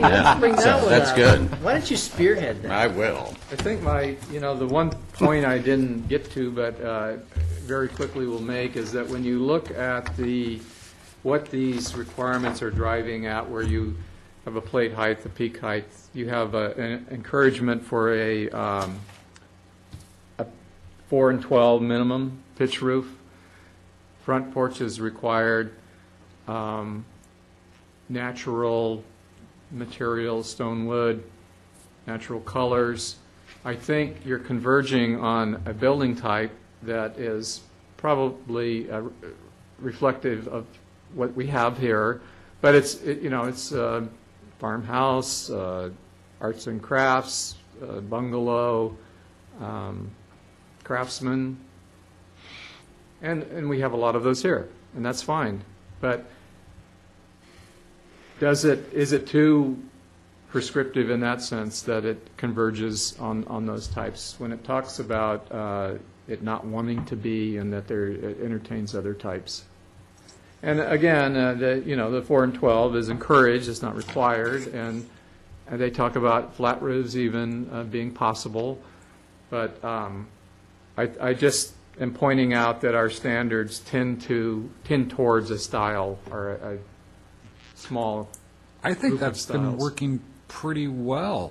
I agree with you that it does tend to drive that, and I think it's a good result. In fact, when I mentioned last meeting, the biggest difficulty I have is that there's no teeth to having neighborhood character be a consideration. So not that every home is homogeneous throughout Old Town, but, neighborhood character, I think, needs to matter more than it does. They hold that up more as a general goal of compatibility, and See, I agree, and I agree with that, and I think that largely it's successful, and I think that what's written into the ordinances and guidelines really do work. I think it's when the introduction of Mediterranean styles in a really tight neighborhood happens, because the two things that I'm thinking about are both Mediterranean styles that are not compatible in my mind with the town that we have. And that's another thing, is like where you go in town to look. Now, maybe in Old Town historic district is one thing, but the building we're in, the Veterans Home, they are a Mediterranean style. But they're not. But they're California style. I would make the case that this is California style. This is not Mediterranean style. It's the Spanish tradition in California that created this style of building. So in my mind, it's of the place. I think it's when you start to plop some dream home on a lot in a town like this, that's where the clash happens in terms of scale, in terms of the sense of place. And both of those buildings are totally people's dream homes, that may not be consistent architecturally with the town that they're building the dream home in, and especially because of the size of the lots. If the one on Padroni, is that the one at the far end of town? Monroe. At the very end? Yeah, okay. That's on a corner lot, and it's way at the other end of town. That could be held sort of separate from the discussion around the ones that I'm talking about. But when you're doing infill housing in a character of a neighborhood, and it's glaringly, in my mind, at odds with what the character is of that neighborhood, then you start to break down the neighborhood. Are you suggesting that it's slumming when you head to the north end of town? Yeah, it is. It's like it is kind of. And he is us. Yeah, it is kind of slummy up there. That's why I stay at this end in Toyon Terrace, where we have nice houses. Talk about garages, garage forward. That's what our street's about. Anyway, I think that there is a character in Old Town in it, and it's recognized by the zoning district. And it's when these glaring kind of dream houses end up in these close proximity to what's the character of the neighborhood. That, in my mind, that's where the problems are, from an architectural standpoint. I suppose the house that was on a substandard lot, if that had been done in more traditional kind of cottage style, totally different feel. It would have been kind of carrying on the tradition of that block. Same overall shape, footprint. Same shape would be totally, nothing different. I mean, the courtyard's wonderful, all of those things, but a different style of architecture that was more compatible with the street. Would have been very different. As this duplex, if it had been done like a classic box kind of architecture, it would have been very different than what was built there. That's where I think that the clash in architectural styles, and I don't know how you deal with that, I'm just kind of bringing it out. Because I think the same exact footprint, the same rooms on the inside, different treatment of the materials would be very different. It's like, putting teeth in the ordinance so that rather than being a general goal of context, that, fundamental to the design guidelines for compatibility with the neighborhood, that's always going to be subjective. What is compatible with the neighborhood? And our successors will have to determine that. Well, But at least it's clear that, there's an intent here that that'd be really important. yeah, and there's always been enough wiggle room to so it's open to multiple interpretations of what that is. When I first arrived here, the chair of the ZDRB, he asserted that the goal was to work within those bounds, but the main thing is to prevent disasters. Yes, beloved Tookie. We're not here to get perfection, we're here to avoid. And I know myself, I really dislike saying, well, I don't like that. I want to say, and part of that's my occupation, I want to say, is it hitting the check mark? Great. If it's hitting the standards, it should be approved. And then if the result's bad, then change the standards.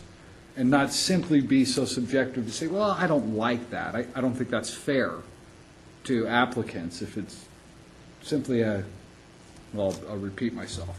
So then again, I think the defect is in giving the board tools to say, here are the clear standards.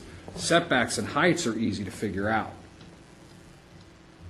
Right, frontage improvements, they're things a little more prescriptive. And so I think that's where the tool of saying neighborhood context needs to be very important. Right? I wouldn't want to say to someone, well, you shouldn't have a stucco house or no other stucco houses. I don't like that.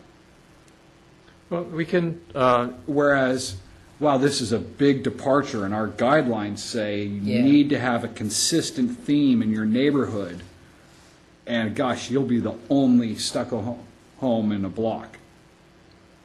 I'm picking on stucco, which is unfair. There are lots of stucco homes in Old Town. Big, sort of natural stone buildings is a contrast to me.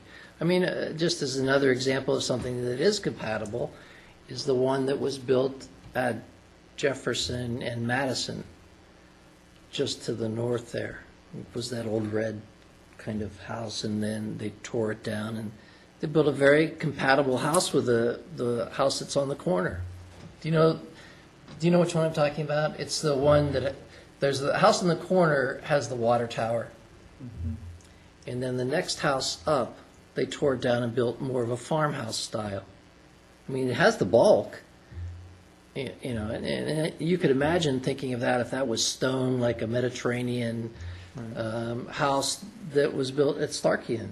it's right next to the shingle house, Yeah, yeah. with a big porch. The one on the corner has the big porch, and they sort of continued the farm style around the corner. Pretty much every house on that block is wood-sided in one Yeah. fashion or So, another. it's not like, look at me, look at me. It's sort of like, okay, I have a form that is really, I have rooms that work for me, I have a porch, but I'm part of this neighborhood. I'm not kind of saying, look at me because I'm special and this is my dream home.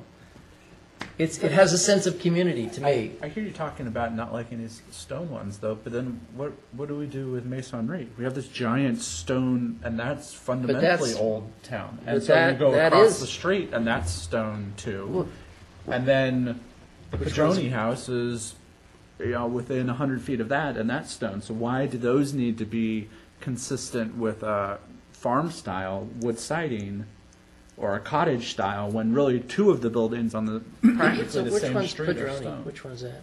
The one where the, Courtyard. so Jessup Cellars is on French the corner. Laundry's stone, too. Masonry's there.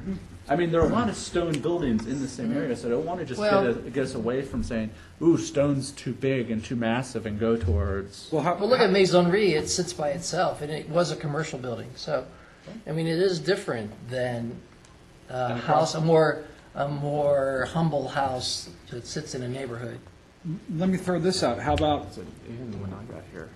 one can disagree whether stone is appropriate at a particular site, but what I think we can agree on is whether it was appropriate for that site should be a discussion item.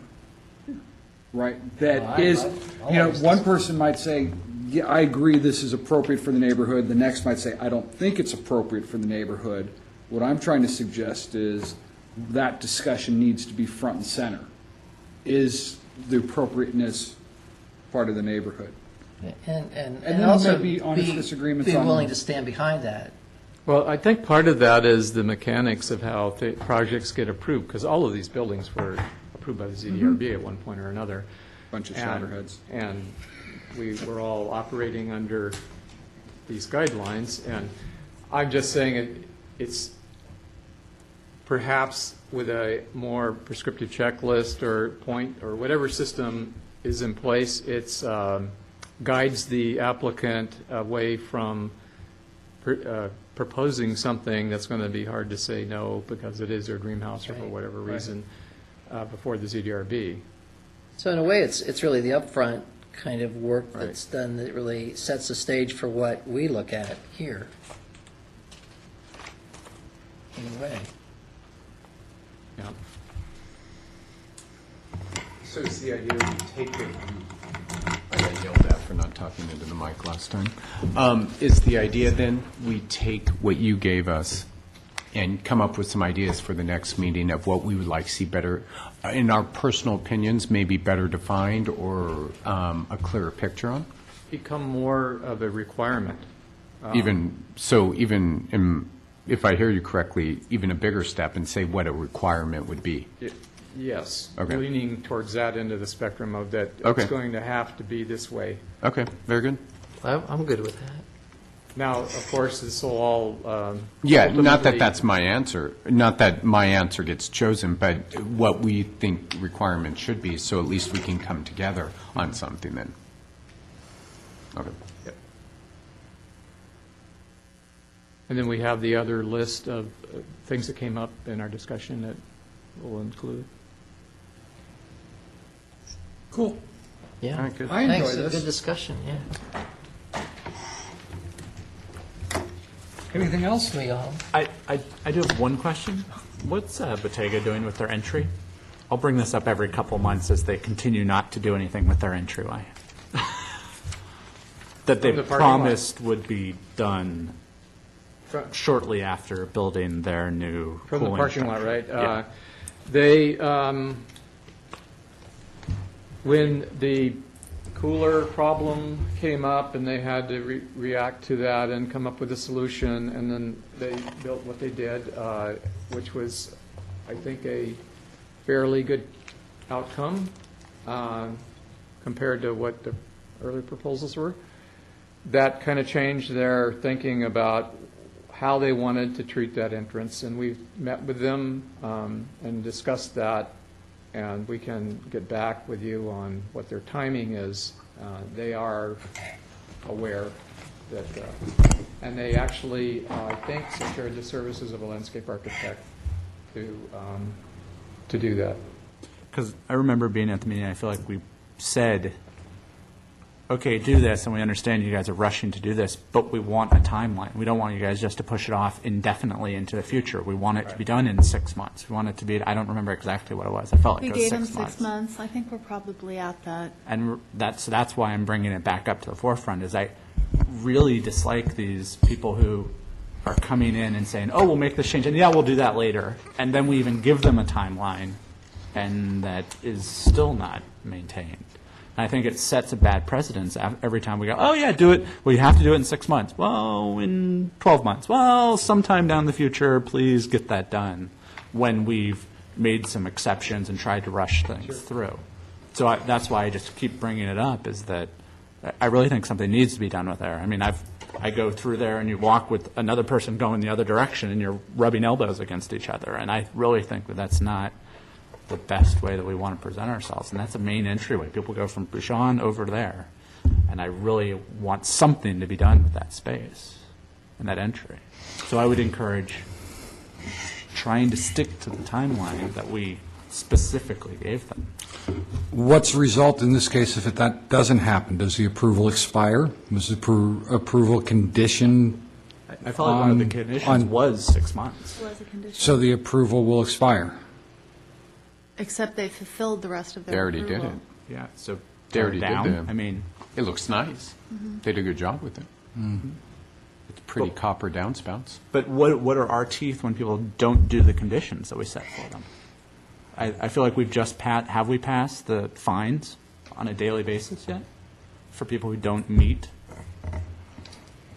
Well, yeah, I mean, that's, usually we can get cooperation before we need to go there.